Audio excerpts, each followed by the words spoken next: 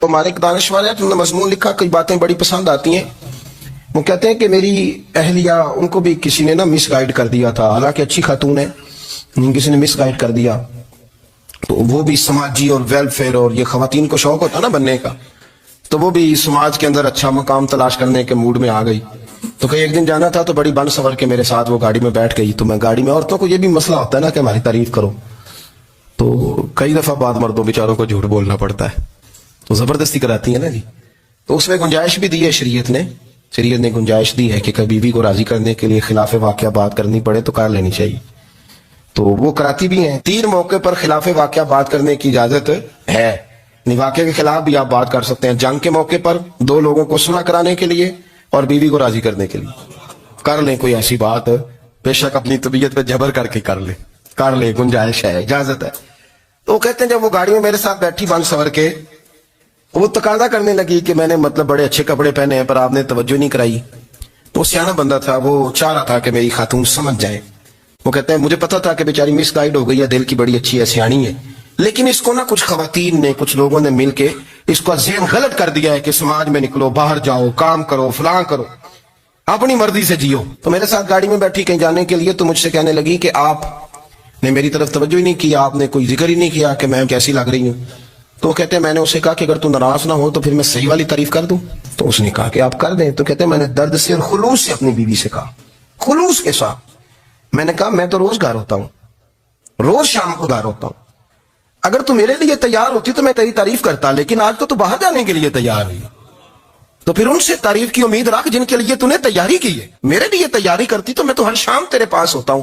کہتے ہو میرے لفظوں میں درد تھا تو وہ بھی رو پڑی اور کہنے لگی آپ گاڑی روک دیں، مجھے باہر جا کے کسی کو راضی نہیں کرنا، میں نے اسے راضی کرنا ہے جس کو رب کریم نے میرا شوہر بنایا اور میرے لیے منتخب کیا ہے، میرے ماں باپ کو. میں واپس لوٹتی ہوں. یہ ایک پہلو ہے سلگتا ہوا، اس کو سمجھا جائے. رسول کریم صلی اللہ علیہ وسلم عرب کی کواری لڑکیوں سے زیادہ حیا والے تھے، کواری لڑکیوں سے زیادہ حضور حیا فرمایا کرتے تھے. جب خانہ کعبہ کی مکہ شریف میں تعمیر ہو رہی تھی نا، اہل عرب اس کو تعمیر کر رہے تھے، تو نبی پاک صلی اللہ علیہ وسلم اپنے چچا حضرت عباس کے ساتھ خانہ کعبہ کی تعریف میں مصروف تھے. تو عرب کے لوگ چونکہ لمبا کرتا پہنتے تھے پیروں تک، تو نیچے اگر کسی وقت کوئی چیز نہیں بھی ہوتی تھی تو کسی کو وہ نظر نہیں آتی تھی، کیونکہ پردہ رہتا تھا، لمبا کرتا پہنا ہوا ہوتا تھا. تو جب بچے، سرکار کی عمر مبارک بھی ابھی تھوڑی تھی، تو اس طرح بچے جب نکلتے تو وہ کئی دفعہ اپنی تہمت اتار دیتے نیچے سے، اور کوئی مزدوری کرنے لگتے تو 3-4 طے کر کے تہمت کی کندھے پہ رکھ لیتے. جس طرح کبھی دیہاتوں میں لوگ کپڑا سر پہ رکھتے تھے کہ اوپر اگر کوئی وزنی چیز رکھیں گے تو وہ تکلیف نہیں دے گی. نبی پاک صلی اللہ علیہ وسلم بھی سب لوگوں کے ساتھ خانہ کعبہ کی تعمیر میں شامل تھے. حضرت عباس رضی اللہ تعالیٰ عنہ نے کہا حضور سے، ابھی اعلان نبوت بھی نہیں فرمایا تھا، بھتیجے آپ بھی تہمت اتاریے، یہ صحیح مسلم میں حدیث موجود ہے، اور اس کو کندھے پہ رکھ لیجیے، آپ اینٹیں اٹھا اٹھا کے لا رہے ہیں تو ذرا آپ کو تکلیف نہیں ہوگی. تو سرکار دو عالم صلی اللہ علیہ وسلم سے یہ بات کہی اور پھر جلدی سے حضور کی تہمت کو نکال کے حالانکہ لمبا کرتا پہنا ہوا ہے، تو وہ جیسے ہی ان کے کندھے پہ رکھا اینٹیں رکھنے کے لیے، تو سرکار تو زمین پہ گر گئے، بے ہوش ہو گئے، آنکھیں آسمان کی طرف، اور پھر حضور پکار رہے ہیں آزاری آزاری آزاری، میرا تہمت دے دو، میرا تہمت دے دو. کبھی کوئی شخص اس وجہ سے بھی بے ہوش ہوا ہے کہ میرے وجود سے کپڑا اتر گیا ہے، حالانکہ سرکار پر وہ بے ہوشی بھی نبی پاک کا وہ جو غلبہ ہے نا شرم و حیا کا، اس کی وجہ سے، ورنہ تو حضور فرماتے ہیں کہ میری آنکھیں سو جاتی ہیں، دل تو میرا اس عالم میں بھی جاگتا رہتا ہے. تو سرکار زمین پہ تشریف لے آئے، آنکھیں میرا تہمت دے دو، میرا تہمت دے دو. تو جلدی سے انہوں نے تہمت دیا تو حضور نے باندھ لیا. پھر طبیعت مبارک میں تسلی ہوئی، یعنی ہم اس رسول کے غلام ہیں کہ جن کے تو وجود سے کپڑا اتر جائے تو حضور برداشت نہیں کرتے، قبول نہیں فرماتے، تکلیف شروع ہو جاتی. لیکن یہاں نوجوان ہیں اور بڑا قد کاٹ ہے اور بڑے بڑے سمجھدار لوگ ہیں، گرمی آتی ہے تو شارٹ کپڑے پہن کے گھومتے ہیں، ان کو خیال نہیں کہ یہ وہ والا لباس ہے جو باہر تو کیا گھر میں اماں کے سامنے نہیں پہننا چاہیے، بہنوں اور بیٹیوں کے سامنے نہیں پہننا چاہیے. آپ کی گفتگو میں شرم و حیا ہو، آپ کے لب و لہجے کے اندر حسن ہو. آپ کو پتہ ہے نبی پاک صلی اللہ علیہ وسلم نے فرمایا میری امت میں سب سے زیادہ حیا کرنے والے عثمان غنی ہیں، عثمان غنی سب سے زیادہ حیا کرنے والے. آپ فرمایا کرتے تھے جب سے حضور کا چہرہ دیکھا ہے میں نے کبھی اپنی شرمگاہ بھی نہیں دیکھی، میں نے آنکھوں کا وضو نہیں توڑا، اور جب سے حضور کے دست مبارک میں نے بیعت کے لیے سیدھا ہاتھ بڑھایا تو پھر سیدھا ہاتھ میں نے کبھی گندگی کو نہیں لگایا. حیا. آپ باتھ روم کے اندر بھی غسل فرماتے تھے تو کپڑوں سمیت کرتے تھے، किसी ने कहा हजरत जी वाशरूम के अंदर क्यों नहीं कपड़े उतारते? आप फरमाने लगे बाहर बंदों से हया करता हूं, अंदर जाता हूं तो रब से हया आनी शुरू हो जाता। वो तो देख रहा है ना। तो मैं जो बात आपकी खिदमत में अर्ज करना चाहता हूं उसको आप समझिएगा मेरे अजीज, कि शर्म वाला मिजाज, गुफ्तगू भी शर्म वाली, आंखें भी शर्म वाली, लिबास भी शर्म वाला, दोस्ती यारी भी शर्म वाली, बहुत सारी ऐसी बातें। देखे ना आप जरा, मैंने कहा कि बातों को सुन के गुजर ना जाया करें, उसकी गहराई पर गौर करें। हुजूर इल्म का समुंदर है, सरकार से ज्यादा इल्म दुनिया में किसी के पास मौजूद नहीं है, और सहाबा को मौका मिला हुआ है उस समुंदर से फैज लेने का। लेकिन उनकी हालत यह है कि हजरत अली मुर्तजा फरमाते हैं 14-14 दिन गुजर जाते। हुजूर से कोई सवाल पूछना होता था पर मैं शर्म के बारे नहीं पूछ पाता था। 14-14 दिन। बुखारी शरीफ में मौजूद है। एक दिन नबी पाक सल्लल्लाहु अलैहि वसल्लम ने पूछा सहाबा से कि वो कौन सा दरख्त है जिसके पत्ते नहीं गिरते, और वो दरख्त इस तरह है जिस तरह मोमिन होता है, वो दरख्त मेरे मोमिन की तरह बताओ। हजरत अब्दुल्लाह इब्न उमर फरमाते मुझे पता था कि वो खजूर का दरख्त है, लेकिन चूंकि अबू बकर सिद्दीक भी बैठे हैं, उमर फारूक भी बैठे हैं, मौला अली भी बैठे हैं, उस्मान गनी भी बैठे हैं, इतने इतने जय्यद लोग बैठे हैं, तो मुझे हयात ही थी कि मैं क्यों जवाब दूं। कितने सरकार ने कई दफा पूछा, लोगों ने कई और दरख्त बताए, पर फरमाया तुम्हारा जवाब दुरुस्त नहीं है। आप हया के इस पहलू पर गौर करें कि सवाल का जवाब आता है। सवाल का जवाब यानी मुझे सवाल का जवाब आता और फिर मैं दूं ना, मुझे बदअज़मी ना हो जाएगी। ये कैसे मुमकिन है कि मेरी रात गुजर जाए, मुझे पता भी था मैंने बताया नहीं। बहुत सारे लोग आके बहुत सारी बातें बताते हैं, बहुत सारी बातें वो समझाते हैं, तो हम गौर से उनका चेहरा देखने लग जाते हैं, कहते हैं यार इसका तो दावा था कि मैं समझने आता हूं, तो ये तो हमें समझा रहा है, चलो अल्हम्दुलिल्लाह हम समझने को तैयार है। लेकिन मेरे अजीज पता भी है जवाब का, इल्म भी है, लेकिन फरमाते हैं मेरी हया ने मुझे इजाजत न दी कि मैं जवाब दूं। आप फरमाते हैं फिर हुजूर से सहाबा ने अर्ज की कि या रसूल अल्लाह आप ही बता दें वह दरख्त कौन सा है, तो हुजूर ने फरमाया भाई वो खजूर का दरख्त है। तो आप फरमाते हैं मैं दिल ही दिल में कह रहा था कि अल्हम्दुलिल्लाह मेरा जवाब दुरुस्त है, हालांकि मैंने जवाब दिया ही नहीं। तो लफ्जों में हया, जुमलों में हया, आंखों में हया, उठने में हया, बैठने में हया, चलने में हया एक खूबसूरत हुस्न है। और नबी पाक सल्लल्लाहु अलैहि वसल्लम ने फरमाया जब तू बेहया हो जाए ना फिर तू आजाद है, फिर तू जो मर्जी का, फिर तू जो। इसलिए बुजुर्ग जब किसी को बेहया कहते थे ना, अल्लाह अकबर, और जब किसी को कहते थे ना ये बेहया है, तो लोग समझते थे कि हल्की सी बात कर दी है, लेकिन उनका मानना ये होता था कि बस भाई अब इसके साथ कोई कलाम करने की जरूरत है, इसको अब इस्लाह की जरूरत नहीं, ये बेहया है। क्या माना कि अब ये जो इसके दिल में आएगा वो करेगा, जो इसकी तबीयत चाहेगी वो करेगा, अब ये किसी पहलू भी काबू आने को तैयार है, ये बेहया हो गया। बेहयाई बहुत बड़ा ऐब है। और जो लोग कहते हैं कि हमें बिल्कुल आजादी होनी चाहिए, हमारा अपना जिस्म है तो हमारी अपनी मर्जी चलेगी। एक वजीर साहब है, पता नहीं मैं उनको जानता तो नहीं, उन्होंने सेनेट में तकरीर की है, मैंने उनकी बात सुनी है। उसने कहा नहीं नहीं भाई, जिस्म रब का है तो मर्जी भी तो रब करीम की चलेगी, और मर्जी भी अल्लाह की। ये मुझे थोड़ा सा मसला है जिस्म पर, कभी कभी मुझे कसरत सफर से एलर्जी हो जाती है। मेरे साथ लोग ना दिल से प्यार करते हैं, शायद ही कोई अच्छा डॉक्टर हो जिस तक मेरे संगी मुझे लेके ना गए हो, पर जिस्म अल्लाह का है ना, मर्जी भी जब चाहेगा सेहत देगा। क्यों कच्चे कामों में लोग पड़ गए, क्यों गलत लोग सोच में पड़ जाते हैं, ये उसी का है। और जब वो चाहेगा, आप इस बात को अच्छे तरीके से समझ लें कि जो अपनी मर्जी चौकों चौराहों में कर रहे होते हैं ना, जो मर्जी गंदमंद, वो जानवर होते हैं, वो जानवर होते हैं जो ना चौक देखते हैं ना गली देखते हैं, ना उन्हें पता होता है कि जगह कौन सी है। वो इंसान है, मैंने कह दिया जो मैंने कहना था, मैंने कह दिया, वो जानवर होते हैं। और जो कुछ इंसान होते हैं ना, उनके अंदर कुछ ना कुछ फिर शर्म हया भी होती है। वो चौकों चौराहों में वो हरकतें और वो काम नहीं करते जो जानवर करते हैं। उनके लिए बड़े पर्दे होते हैं, उनके लिए बड़ी बातें होती है, उनके लिए बड़ा कुछ होता है। जो बिल्कुल आजाद हो जाए, कोई पता ना हो किस वक्त क्या कहना क्या करना है, तो फिर वो दायरा इंसानियत से खारिज हो जाता है। हम आपको क्या दावत दें, आप तो वो बातें कर रहे हैं जो इस्लाम का इंसानियत के हक में भी ठीक नहीं। आप तो वो वाली बातें कर रहे हैं इनका इंसानियत भी तकादा नहीं करती कि ये बातें होनी चाहिए। लेकिन एक बात, मैं तो जज्बाती नहीं होता, मैं बड़े गौर से चीजों को देखता हूँ, सुनता हूँ। और ना मैं उन मौसमी मेंढकों की, वो मुझे रात एक साहब कहने लगे जी बड़े बड़े मौलवी एक बंदे के साथ बैठे हुए होते थे और वो रोजे में बड़े बड़े दरस देता था, तो वो भी फलानी फलानी हरकतें कर रहा है। तो मैंने कहा हमने तो पुराना कहा था कि मौसमी मेंढक है, तो पुराने कह रहे हैं कि अदाकार है, तो वो जहां कास्ट करेंगे वहां वो अदाकारी करेगा। आप किसी मजहबी जगह कर ले तो वहां कर लेगा, कहीं और जगह करेंगे तो हम तो पुराना कह रहे हैं। तो किसी को कभी समझ आती है तो किसी को कभी और जगह जाके समझ आती है। हम इन लोगों से परेशान नहीं होते, क्यों? سن لے، کوئی مایوسی نہیں، ان کے اندر جتنا زور ہے وہ لگائیں، یہ ملک بنا ہے رسول اللہ کے نام پہ، یہ اللہ نے تحفہ دیا ہے امت مسلمہ کو، یہ نبی پاک کے نام پہ بنا ہے، تو یہاں جھنڈا بھی وہی والا بلند ہونا ہے جو مدینے والے رسول کا جھنڈا ہے، اور یہاں وہی کام چلے گا جو نبی پاک نے بیان فرمایا۔ تو اس طرح کئی لوگ آتے ہیں، وہ شور شار کرتے ہیں، چلے جاتے ہیں، اتنے نہ پریشان ہوا کریں، بہت سارے لوگ تو بیچارے اس قابل بھی نہیں ہے کہ ان کا نام لیا جائے، مطلب اتنا ان کو اہمیت دے دیں، ان کا ذکر کریں، ان کا نام لیں، ان کی بات کریں، وہ بیچارے اس قابل ہی نہیں ہے، مطلب سٹیٹس ہی نہیں ہے ہمارا، اتنے فارغ ہیں ہم کہ اب جو بندہ آئے گا کہانی چھڑے گا تو ہم چھڑ جائیں گے، اور بھائی اللہ کا فضل ہے الحمدللہ تعالی، لوگوں نے بڑا شور کیا، اور بڑے زمانے سے دنیا شور کر رہی ہے، پر اللہ کے گھر مسجدیں بھری ہوئی ہیں۔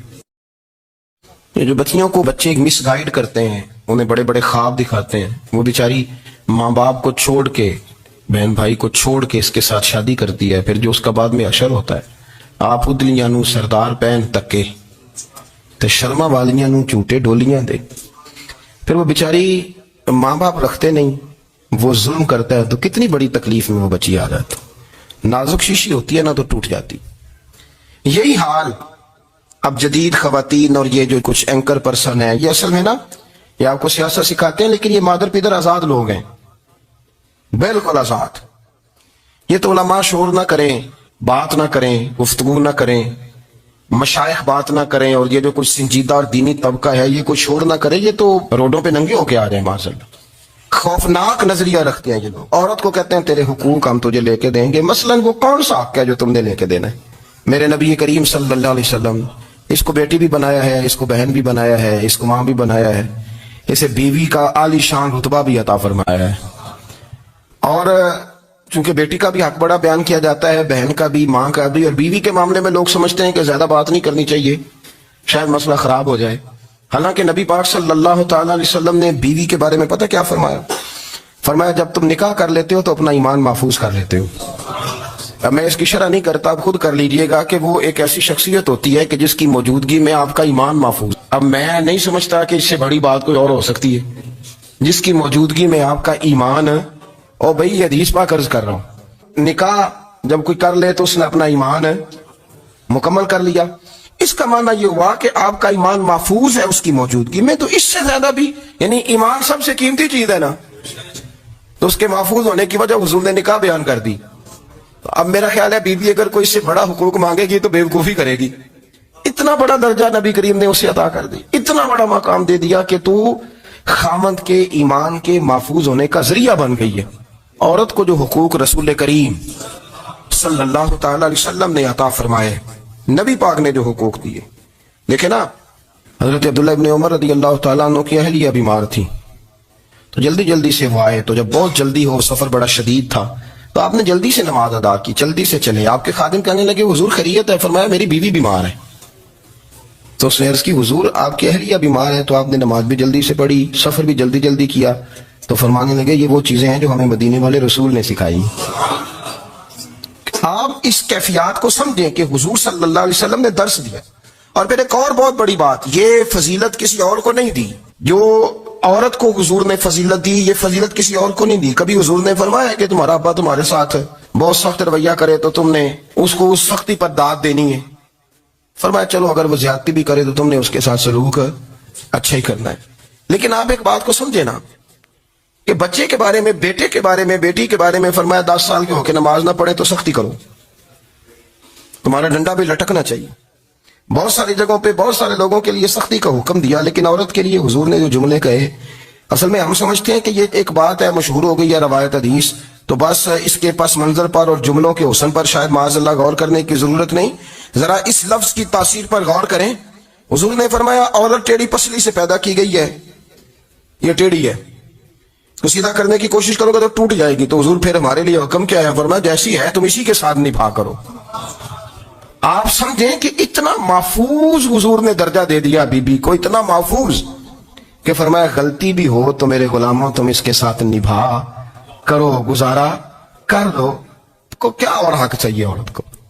جس کو اس کی غلطیوں سمیت نبی پاک نے قبول کرنے کا حکم دے دو، اس کی کمزوریوں سمیت قبول کر لو۔ اب اس کو اور کیا کوئی کمزوریوں سمیت قبول کرتا ہے؟ کبھی آپ دکان پہ بیٹھے ہو تو آپ کہیں بھی اس میں یہ بھی غلطی، میرے مال میں یہ بھی کمزوری ہے، یہ بھی کمزوری ہے، یہ بھی کمزوری ہے، تو کر لے قبول؟ کرتا ہے کوئی؟ کوئی شخص ایسا ہو جو کسی چیز کی کمزوریاں بیان کر کے کہ اسے قبول کرو، پر رسول کریم صلی اللہ تعالی علیہ وسلم نے نا ہمیں سبق دیا، حضور نے ہمیں درس دیا، نبی پاک نے ہمیں پیغام دیا، فرمایا یہ ٹیڑھی ہے، سیدھی کرنے کی کوشش کرو گے تو بیچاری ٹوٹ جائے گی، تو اس کے ساتھ نبھا کر جاؤ۔ آپ میری بات کو سمجھیے گا۔ چلے میں اس پر ایک اور بخاری مسلم کی حدیث پڑھتا ہوں۔ حضرت سلمان فارسی رضی اللہ تعالیٰ عنہ اور حضرت ابو درداء کے درمیان بھائی چارہ تھا۔ مکے سے مدینے جب لوگ آئے تو حضور نے بھائی بھائی بنایا تھا، ان کے درمیان بھائی چارہ تھا، تو ابھی پردے کی آیات نازل نہیں ہوئی تھی، تو لوگ ایک دوسرے کی طرف جاتے تھے۔ حضرت سلمان فارسی رضی اللہ تعالیٰ عنہ حضرت ابو درداء رضی اللہ تعالیٰ عنہ کے گھر میں تشریف لے گئے تو دیکھا کہ ان کی بیوی بڑی غمگین بیٹھی ہیں۔ تو ہم نے فرمایا بہن کیا ہوا؟ تو کہنے لگی تمہارے بھائی کو دلچسپی کوئی نہیں رہی، ہر روز روزہ رکھ لیتا ہے اور ساری رات نفل پڑھتا ہے۔ حضرت سلمان فارسی کہنے لگے ٹھیک ہے کر لیتے ہیں بندوبست۔ نماز دین ہے کہ نہیں؟ دین ہے نا یہ چیزیں۔ لیکن حضرت سلمان فارسی جناب ابو درداء سے کہنے لگے آج میں نے تیرے گھر میں رہنا رات کو، کیونکہ وہ تو ساری رات نماز پڑھتے تھے، نفل پڑھتے تھے۔ انہوں نے کہا ٹھیک ہے، ایک بستر لا کے بچھا دیا حضرت سلمان فارسی کے لیے۔ سلمان فارسی فرمانے لگے دوسرا بھی لا۔ کہا وہ کیا کرنا ہے؟ فرمانے لگے تو نے بھی سونا ہے، میں نے بھی سونا ہے، تو نے بھی سونا ہے، عشاء پڑھیں گے اور پھر دونوں سوئیں گے۔ کہا میں نے تو نماز پڑھنی ہے۔ فرمایا تہجد کے وقت اٹھ کے پڑھیں گے، اللہ کے رسول بھی رات آخری حصے میں جا کے نماز پڑھتے۔ ادھر ساتھ سنا لیا، وہ تھوڑی کو دیر سوئے، اب عادت تھی ساری رات اٹھنے کی، ذرا اٹھنے لگے بستر سے تو حضرت سلمان فارسی فرمایا چپ کر کے سو جا، ہمیں بڑی رات پڑی ہوئی، چپ کر کے سو جا۔ وہ لیٹ گئے، پھر اٹھنے لگے تو فرمایا سو جا چپ کر کے، بڑا ٹائم ہے۔ سحری کے وقت اٹھے، نفل پڑھے، ان کا ارادہ تھا روزہ رکھنے کا، تو فرمانے لگے کل رکھا تھا نا نفلی روزہ، جی رکھا تھا، پرسوں بھی رکھا تھا، ترسوں بھی رکھا تھا۔ فرمایا آج نہیں رکھنا، آج میں تیرا مہمان ہوں، سارا دن کٹھے مل کے روٹیاں کھائیں گے، آج نہیں روزہ رکھنا، سلا دیا۔ اب حضرت ابو درداء رضی اللہ تعالیٰ عنہ کہہ تو کچھ نہ سکے، پر کہنے لگے سلمان تم پتہ تم کیا کر رہے ہو، نہ تم نے مجھے رات اٹھ کے زیادہ نفل پڑھنے دیے، سویرے روزہ نہیں رکھنے دیا۔ تو حضرت سلمان فارسی کہنے لگے کوئی لمبی بات تو نہیں نا، چلتے ہیں نا ابھی فجر میں مسجد نبی میں، تو نبی پاک کو بتاتے ہیں سرکار دو عالم علیہ السلام کی خدمت میں تو اپنی بات کرنا، میں اپنی کروں گا، حضور نتیجے کا اعلان فرما دیں گے، بات طے ہو جائے گی۔ حاضر خدمت ہوئے، عرض کی یا رسول اللہ صلی اللہ تعالی علیہ وسلم یہ ساری رات نفل پڑھتے ہیں، ہر روز روزہ رکھتے ہیں، ان کی اہلیہ غمگین بیٹھی ہیں، حکم فرمائے۔ تو نبی پاک صلی اللہ علیہ وسلم نے فرمایا پھر ہوا کیا؟ یا رسول اللہ میں نے رات سلایا ہے، سحری میں اٹھایا ہے، سویرے روزہ نہیں رکھنے دیا۔ نبی پاک نے فرمایا سلمان فارسی نے ٹھیک کیا، سلمان فارسی نے ٹھیک کیا۔ پھر حضور نے فرمایا، نبی کریم نے فرمایا ابو درداء تیرے اوپر اگر اللہ کا حق ہے، اس کے رسول کا حق ہے، دین کا حق ہے، تو فرمایا تیری آنکھ کا بھی تیرے اوپر حق ہے، تیرے وجود کا بھی تیرے اوپر حق ہے، یہ حضور نے فرمایا، تیرے بچوں کا بھی تیرے اوپر حق ہے، تیری بیوی کا بھی تیرے اوپر حق۔ اس حق کو بھی سمجھے، حقوق اللہ بھی ہیں، پر تیری آنکھ کا بھی تیرے اوپر ہے۔ کیا مانا کہ تیری آنکھ سونا چاہتی ہے تو اسے سلا بھی، تیرے وجود کا بھی تیرے اوپر حق، تو تیرا وجود آرام کرنا چاہتا ہے تو اسے آرام بھی کرا۔ اور پھر وہاں نبی پاک صلی اللہ علیہ وسلم نے فرمایا میں تم سب سننا یہ لفظ حدیث کے، حضور نے اسی موقع پر فرمایا میں تم سب سے زیادہ اپنے رب کو جانتا ہوں اور میں تم سب سے بڑھ کر اپنے رب سے ڈرتا ہوں۔ حضور فرمانے لگے میں روزہ بھی رکھتا ہوں، افطار بھی کرتا ہوں، یعنی کبھی رکھتا ہوں اور کبھی نہیں رکھتا۔ فرمایا میں نفل بھی پڑھتا ہوں اور اپنی بیویوں کو وقت بھی دیتا ہوں۔ سرکار مسجد میں بھی آتے تھے، نواسوں کے ساتھ کھیلا بھی کرتے، ان کے ساتھ پیار بھی کرتے۔ تو اتنے بڑے حقوق حضور نے بیان فرمایا عورتوں کے کہ تمہاری بیوی کا بھی تمہارے اوپر۔ لو ایک حدیث بخاری کی اور یہاں بیان کر دیتا ہوں۔ ایک شخص نے آ کے عرض کی یا رسول اللہ صلی اللہ تعالی علیہ وسلم جہاد کے لیے تیاری ہو گئی ہے، صفیں بن رہی ہیں، مجاہدین کی تیاری ہے، تو میرا بھی نام لکھ دیا گیا ہے مجاہدوں کی لسٹ میں، لیکن یا رسول اللہ صلی اللہ تعالی علیہ وسلم میری بیوی نے حج کی تیاری کر لی ہے اور میرے دوستوں نے صحابہ نے میرا نام مجاہدین کی لسٹ میں لکھ دیا، تو میرے لیے کیا حکم ہے؟ یہ بخاری مسلم ہے۔ تو نبی پاک صلی اللہ تعالی علیہ وسلم نے فرمایا جہاد پہ کوئی اور چلا جائے گا تو بیوی کے ساتھ حج کرنے جا، اسے محرم کی ضرورت ہے، وہ تیرے بغیر کیسے جائے گی؟ مجاہدین کو تو اور مجاہد مل جائے گا، پر تو اپنی بیوی کے ساتھ جانا۔ نبی پاک صلی اللہ علیہ وسلم نے مرد کو محافظ بنایا ہے، عورت کو مرد کا قیدی نہیں بنایا، بلکہ عورت کو حفاظت عطا کی۔